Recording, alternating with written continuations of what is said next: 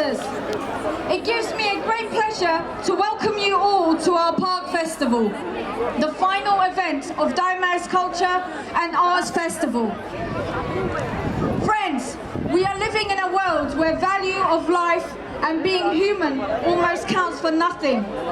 From Asia to Europe, Africa to South America, we watch the news every day and hear nothing but death and injustice.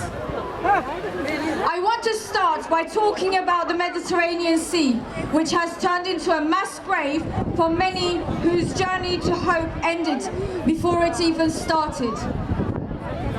People continue to drown and die, trying to flee their homelands on makeshift human trafficking boats. The statements made by the European countries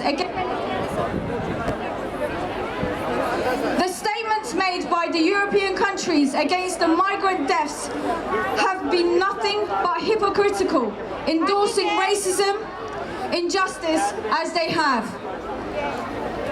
Death, hatred, killing is not only happening in and around the Mediterranean Sea. In the Middle East, we are witnessing the massacre of people and the promotion of hatred among people of Middle East and the world by the barbaric ISIS in concert with their Turkish, Qatari and Saudi allies. Attacks on the Kurdish people have been nothing short of a bloodbath, which saw men, women and children killed and executed in the most horrific way. Here in Europe, we are subjected to aggressive austerity policy that increase inequality, resulting in economic hardship that has been ultimately leading to death and misery.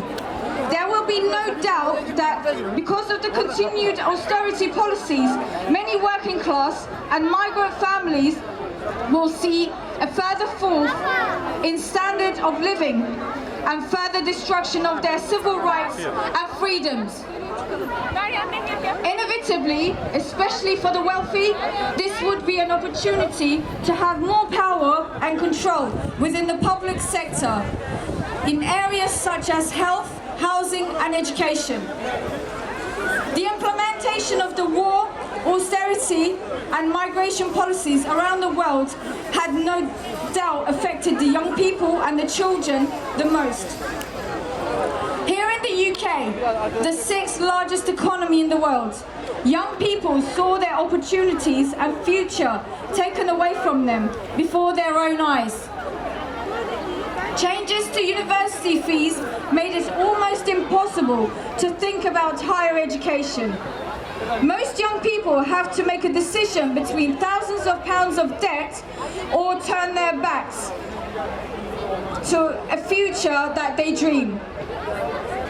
While the government boasted about decreasing the national unemployment rate, it is shy about mentioning the increasing number of young people being unemployed or being on zero-hour contracts. The government also seems quite embarrassed to mention the presence of almost 700,000 children and young people depending on food banks in Britain. With the changes to benefit system, young people have either found themselves locked up at their parents' house or living rough on the streets as they cannot afford to rent or buy.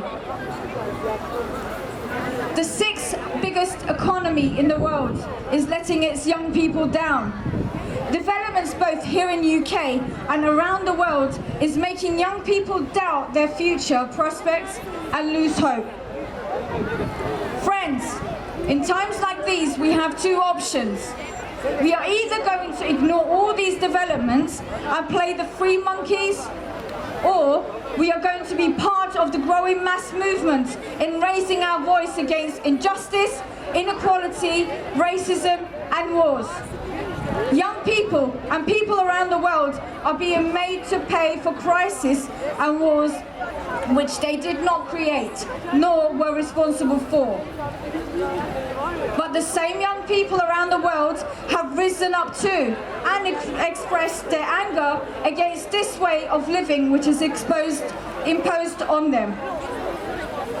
We have seen young people take active role in Greece by standing side by side with the workers to demand an end to blackmailing by the EU. In Spain, young people have been in the forefront of the Podemos movement in ensuring the message of the fight against austerity reaches everyone. And in Turkey, we have seen young people of all kinds and all backgrounds use the Gezi Park uprising as their aspiration in bringing all oppressed to be part of the Labour, Peace, Democracy Allies and People's Democratic Party, to cause a big blow to the aspirations of AKP and Erdogan, whose intention was to change the constitution to strengthen his presidential rule and pave the way to dictatorial regime.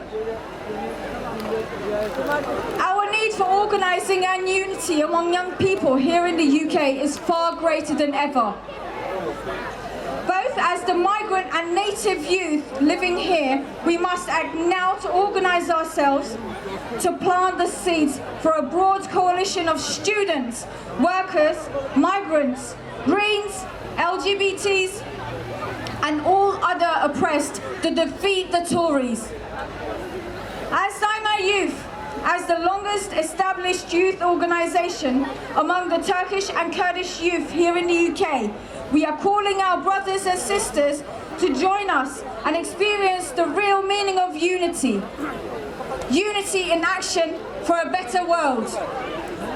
So friends, let's acknowledge the work needed to do, but let's also be courageous against these challenges. Let's work together with Daima Youth to not think of today alone, but to build a better future. United, we are strong.